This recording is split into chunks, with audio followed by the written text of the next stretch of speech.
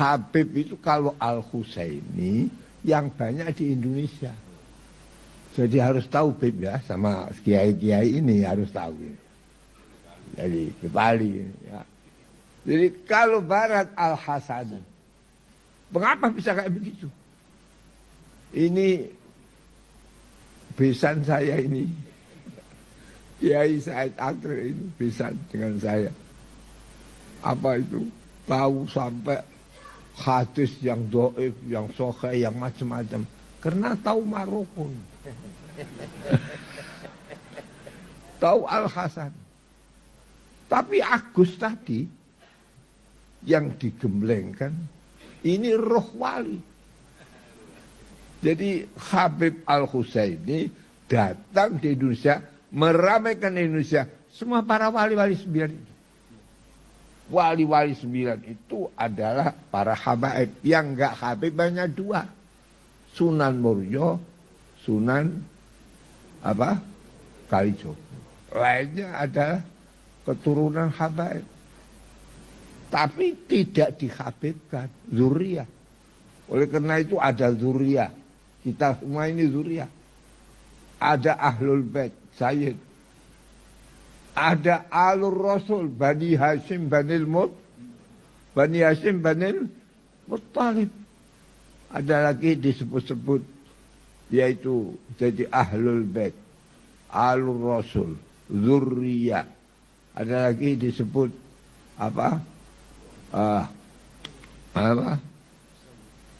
tidak disebut. Jadi 4 habaib yang Ahlul Bait, Zurriyah karena keturunan, walau enggak nasab. Alur Rasul, Bani Hashim, Banil Muttalib. Ada lagi yang disebut para habaib, para sayyid, boleh para ahlul bait. Ahlul baiti al-ana wa Ali wa Fatimah Zahra wal Hasan wal Husain. Sangat jelas bahwa Ki Haji Maimun Zubair mengatakan Wali Songo tidak dihabibkan. Artinya Wali Songo itu bukan habaib. Dan yang meramaikan dakwah Islam di Indonesia sesuai dengan penjelasan beliau, awalnya yang lebih meramaikan adalah beliau, para Wali Songo, yaitu yang keturunan dari Al-Husaini. Wali Songo ini para sayyid-sayyid dari keturunan Al-Husaini. Yang tidak sayyid atau yang bukan dari keturunan Nabi hanya 2, yaitu Sunan Kalijaga dan Sunan Muria. Semuanya para sayyid dan bukan dari klan Ba'alawi. Ini sangat jelas sekali ya teman-teman. Dan juga beliau mengatakan ada 4 hal, yaitu keluarga Nabi itu disebut. Yang pertama Alur Rasul. Siapa Alur Rasul? Yaitu Bani Hashim. Contohnya Sayyidina Ali bin Abu Thalib, dan juga Sayyidina Abbas bin Abdul Muthalib, dan juga Hamzah bin Abdul Muthalib. Contohnya beliau-beliau semua. Kemudian ada Ahlul Bait. Ahlul Bait Nabi. Siapa Ahlul Bait Nabi? Yang khusus ini adalah Ahlul Bait Nabi, yaitu istri-istri Nabi, Sayyidah Fatimah, dan juga Sayyidina Hasan, Sayyidina Husain, dan juga Sayyidina Ali karamallahu wajhah. Beliau-beliaulah Ahlul Baitin Nabi Muhammad sallallahu alaihi wasallam. Dan juga yang ketiga ada Ahlul Bait Zuriyah. Ahlul Bait Zuriyah itu maksudnya adalah keturunan Ahlul Bait dari jalur laki-laki, yaitu jalur Sayyidina Hasan dan Sayyidina Husain. Dari jalur laki-laki, maka keturunan dari Sayyidina Hasan dan Sayyidina Husain disebut syarif jika laki-laki dan syarifah jika perempuan. Dan ada lagi penyebutan sayyid jika laki-laki, sayyidah jika perempuan. Dan ada lagi yang dinamakan habib atau habibah. Ini adalah pengkhususan, yaitu keturunan Habib, keturunan para dzurriyyah Nabi yang dari jalur Ubaidillah. Yang dari jalur Ubaidillah ini namanya Habib atau Habibah, yang dimana Habib dan Habibah ini pada awalnya adalah pengakuan seorang syekh, yaitu Syekh Ali Asyakron, di mana beliau memiliki kakek namanya Ubaid bin Ahmad bin Isa. Kemudian beliau mencari tahu siapa leluhur saya. Kemudian beliau mengetahui bahwa ada sejarawan Hadramaut yang mengatakan bahwa ada nama keturunan Nabi yang bernama Sayyid Abdullah. Dan dengan nama Sayyid Abdullah ini, Syekh Ali Asyakron mengklaim sendiri, mengasumsikan sendiri bahwa kakeknya yang bernama Ubaid ini adalah nama lain dari Abdullah. Dan Syekh Ali Asyakron ini mencangkokkan diri ke nama Abdullah dengan berasumsi bahwa Ubaid bin Ahmad bin Isa ini adalah Abdullah, sama dengan yang dikatakan oleh sejarawan Hadramaut ini di abad ke-9. Padahal pada abad 9 tersebut tidak ada satupun ulama yang mengatakan bahwa Syekh Ali Asyakron ini adalah nasabnya menyambung kepada Sayyid Abdullah. Jadi tidak ada orang yang memberi persaksian bahwa Syekh Ali Asyakron ini nasabnya menyambung kepada Sayyid Abdullah, sebagaimana sejarawan Hadramaut bahwa Sayyid Abdullah ini nasabnya menyambung kepada Rasulullah. Maka Syekh Ali Asyakron ini adalah orang yang berasumsi sendiri, mengatakan bahwa dirinya nasabnya menyambung kepada Sayyid Abdullah karena mengira bahwa Ubaid ini adalah nama lain dari Abdullah. Jadi atas dasar pengakuannya sendiri, maka ketika mengaku bernasab kepada Rasulullah dan tidak ada satu ulama pun, tidak ada satu orang pun yang memberikan persaksian tentang hal itu, maka ketika ada orang yang mengaku, maka boleh saja atau wajar saja dipercaya atau tidak dipercaya. Maka jikalau tidak dipercaya, ya wajar, karena atas dasar Syekh Ali Asyakron ini hanya mengaku bahwa keturunan dari Sayyid Abdullah itu. Maka ketika ada orang yang percaya, ya wajar saja, dan jikalau ada yang tidak percaya, ya wajar saja, karena berangkat dari mengaku-aku. Maka dalam hal ini tidak boleh saling membenci, akan tetapi saling menghormati dan mengakui keadaan atau data-data yang ada bahwasanya Habib dan Habibah ini adalah keturunan Nabi Muhammad yang berangkat dari mengaku-ngaku bahwa dirinya bernasab menyambung kepada Sayyid Abdullah. Yaitu siapa yang mengaku? Yaitu Syekh Ali Asyakron. Maka dengan jalur Abdullah atau juga yang disebut Ubaidillah karena katanya ditasghir, inilah yang menjadi pongkol nasabnya atau sebutan dari Habib Habibah.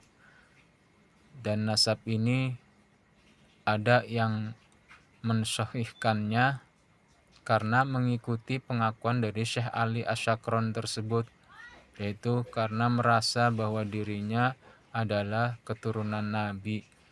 Beliau Syekh Ali Asyakron membuat kitab Burqatul Musyikoh. Di dalam kitab tersebut menyatakan bahwa dirinya nasabnya menyambung kepada Nabi melalui jalur Sayyid Abdullah atau yang disebut Ubaidillah karena ditasghir. Maka orang-orang yang mensahihkan nasab Habib itu sahih itu hanya mengikuti kitab Burqatul Musyikoh karangan dari Syekh Ali Asyakron sendiri, yang dimana dalam kitab tersebut beliau mengaku nasabnya menyambung kepada Sayyid Abdullah bin Ahmad bin Isa karena merasa berasumsi sendiri bahwa kakeknya yang bernama Ubaid itu Ubaid bin Ahmad bin Isa ya sama dengan Sayyid Abdullah bin Ahmad bin Isa. Maka dengan asumsi ini Syekh Ali Asyakron membuat kitab Burqatul Musyikoh, dan kitab ini menjadi rujukan para ulama-ulama untuk mengetahui siapa keturunan Nabi atau juga siapa sih Habib dan Habibah ini. Maka semua ulama-ulama yang ingin mengetahui siapa cucu Nabi atau siapa Habib Habibah ini, maka merujuk kepada kitab Burqatul Musyikoh. Dan akhirnya kemasyhuran yang ada adalah bahwa Habib dan Habibah ini keturunan Nabi dari jalur Sayyid Abdullah bin Ahmad bin Isa yang dikenal Ubaidillah. Maka orang-orang yang meyakini atau percaya bahwa nasabnya Habib dan Habibah ini menyambung kepada Sayyid Abdullah atau menyambung kepada Rasulullah adalah karena mengikuti pengakuan dalam kitab Burqatul Musyikoh Syekh Ali Asyakron sendiri. Dan juga berarti orang-orang yang mengikuti atau merujuk kepada kitab Syekh Ali Asyakron ini adalah orang-orang yang taklid hanya mengikuti, tidak mengkaji secara dalam atau juga menghususkan di dalam mengkaji ilmu-ilmu nasab, hanya mengikuti kemasyhuran yang ada, yaitu sebagaimana dalam hukum fikih syuhrah wal istifadah, kemasyhuran yang ada saja yang diikuti, atau berita-berita yang menyebar saja yang diikuti, bahwa kemasyhuran atau berita yang ada Habib atau Habibah ini adalah keturunan Nabi, seperti itu. Jadi orang-orang yang mengakui bahwa nasab Habib ini sahih adalah orang-orang yang cuma mengikuti syuhrah wal istifadah berdasarkan kitab Burqatul Musyikoh yang dikarang Syekh Ali Asyakron sendiri. Jadi wajar saja ketika sekarang ada penelitian dikaji ulang oleh seorang ulama, yaitu Ki Haji Imaduddin Al-Bantani, mengatakan bahwasanya sesuai data maka nasab habaib ini tidak menyambung karena berdasarkan pengakuan dari Syekh Ali Asyakron. Karena sesuatu yang mengaku-ngaku boleh saja dikatakan benar dan juga boleh dikatakan tidak, karena pada saat itu, pada masa kehidupan Syekh Ali Asyakron sendiri, tidak ada satu ulama pun yang mengakui atau membuat persaksian bahwa Syekh Ali Asyakron ini nasabnya menyambung kepada Sayyid Abdullah bin Ahmad bin Isa.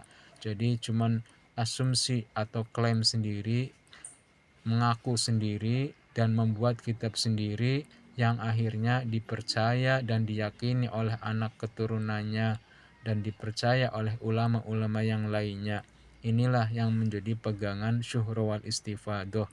Maka wajar saja ketika sekarang diteliti, tapi ternyata kenyataannya bahwasanya Habib Habibah itu nasabnya berangkat dari mengaku-ngaku dan tidak sesuai dengan kenyataannya, karena tidak ada di abad 9 satu ulama pun yang mengakui atau membuat persaksian bahwa Syekh Ali Asyakron ini nasabnya menyambung kepada Sayyid Abdullah.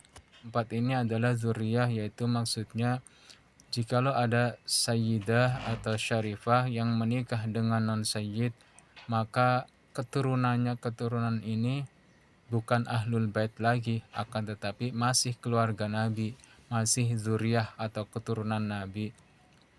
Kalau syarifahnya atau sayyidahnya masih ahlul bait, akan tetapi suaminya atau juga anak keturunan dari syarifah ini atau dari sinon sayyid ini, maka disebut sebagai zuriyah saja, masih keluarga atau keturunan Nabi tetapi bukan ahlul bait. Karena yang dikatakan ahlul bait ini adalah yang nasabnya menyambung kepada Sayyidina Ali atau juga ke Sayyidah Fatimah Zahra yang menyambung kepada Nabi Muhammad SAW atau anak cucu laki-laki dari Sayyidina Hasan dan Sayyidina Husain. Melalui jalur laki-laki inilah yang disebut Ahlul Bait atau keturunan-keturunan Ahlul Bait.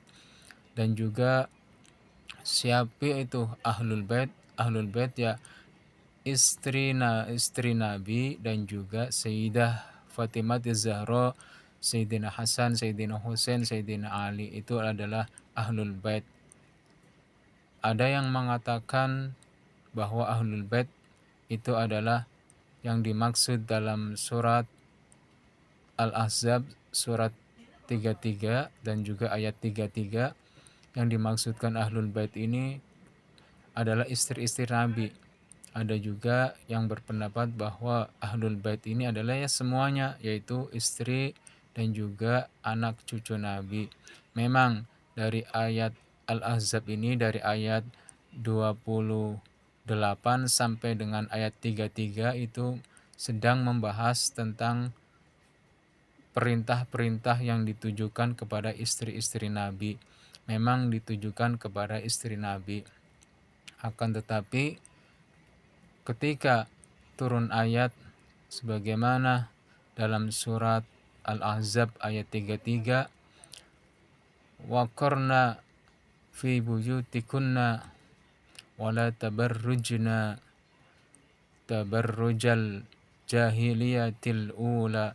Maka dalam hal ini Allah Subhanahu wa taala berfirman bahwasanya tetaplah kalian di rumah kalian dan janganlah kalian berhias seperti orang-orang jahiliyah di zaman dahulu. Jadi hal ini mengkhususkan atau juga memerintahkan kepada istri-istri Nabi untuk tidak bertabarruj, berhias yang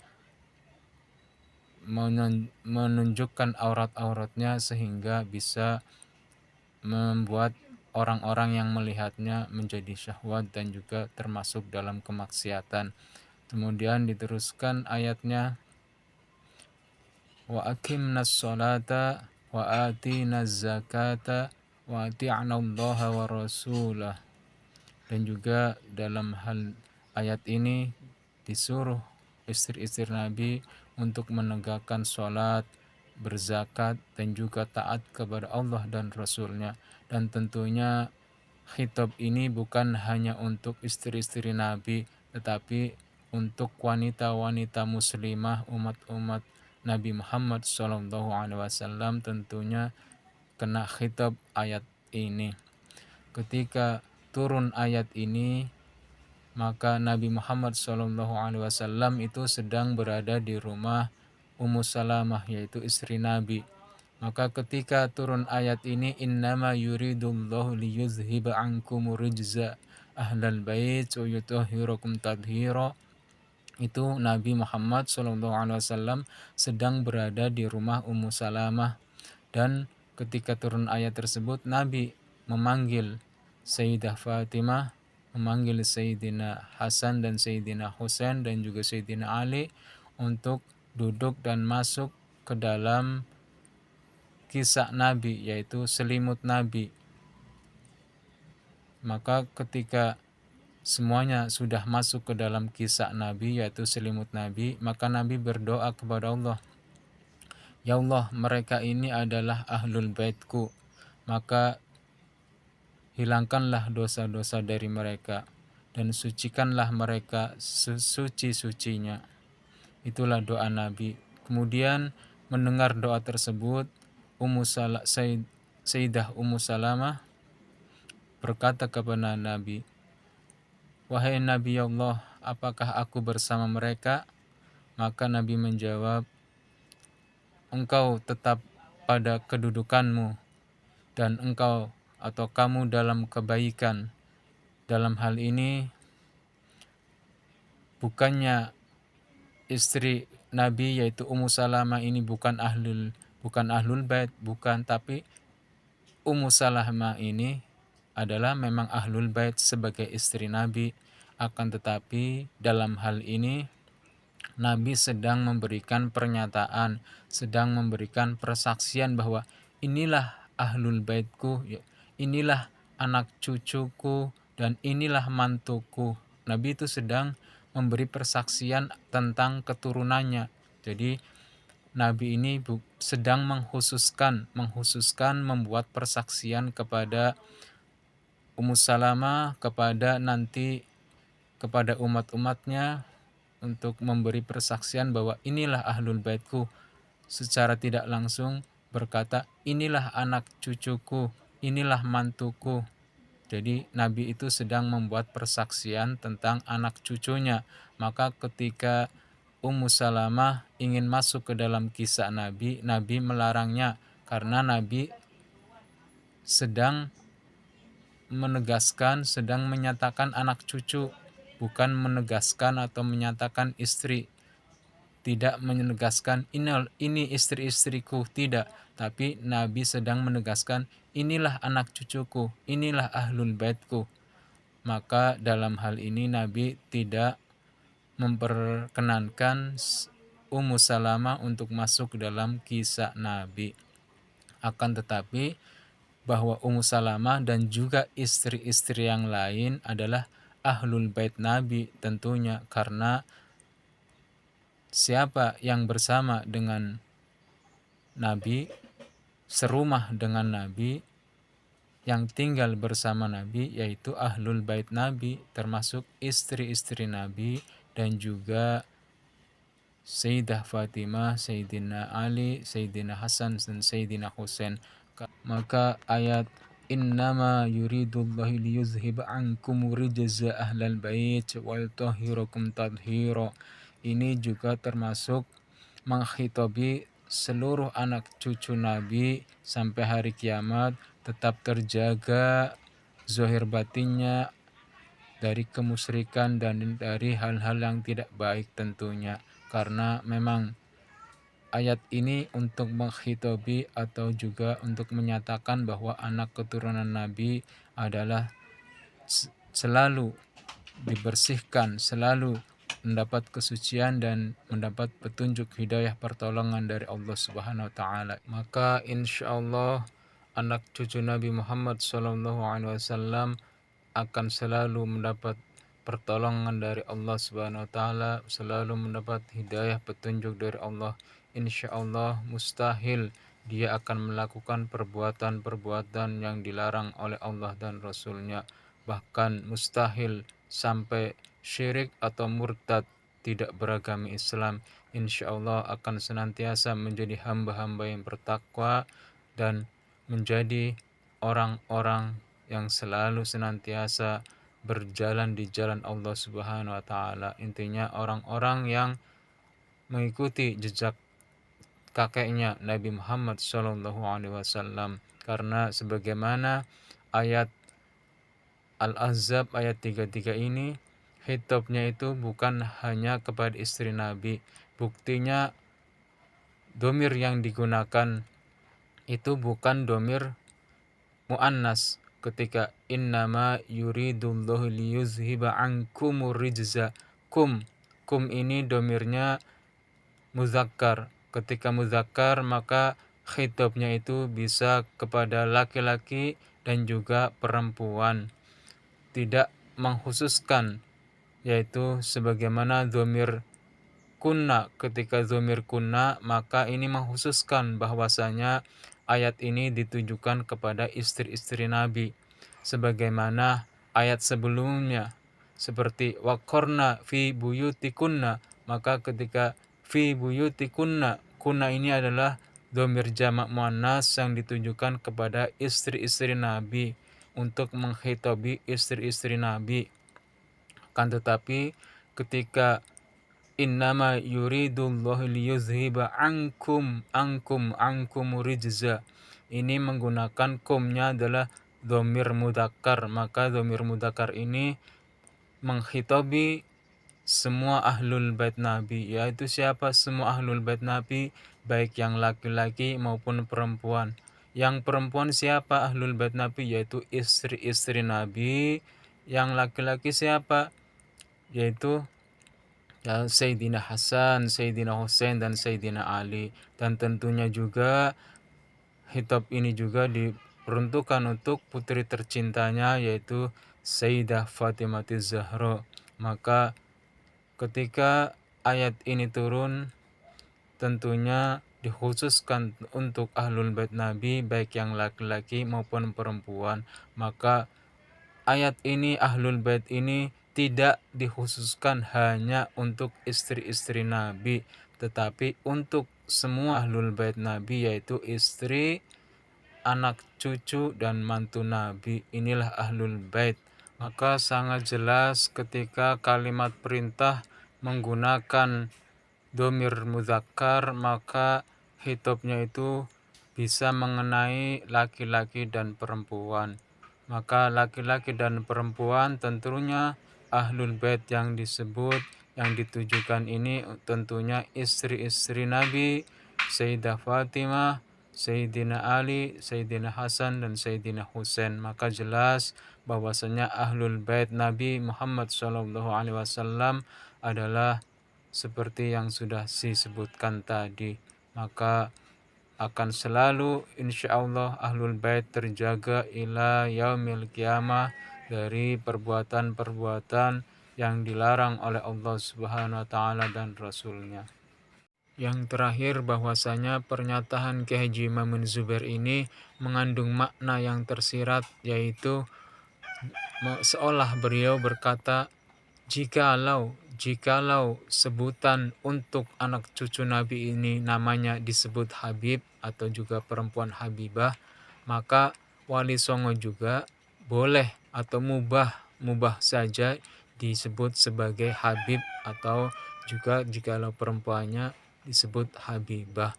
Akan tetapi beliau menyatakan dengan tegas bahwa Wali Songo tidak dihabibkan. Maknanya bahwa Wali Songo itu bukan dari kalangan Habib atau Habaib. Pandangan saya terhadap pernyataan Kiai Haji Maimun Zubair, bahwasanya pernyataan yang diungkapkan oleh beliau mengandung makna dan arti seperti apa yang sudah saya ungkapkan.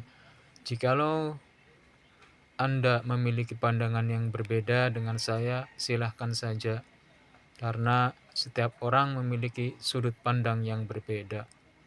Semoga kita semua selalu mendapat hidayah petunjuk dan bimbingan Allah SWT untuk senantiasa beramal soleh dan bertakwa kepadanya. Amin amin ya rabbal alamin.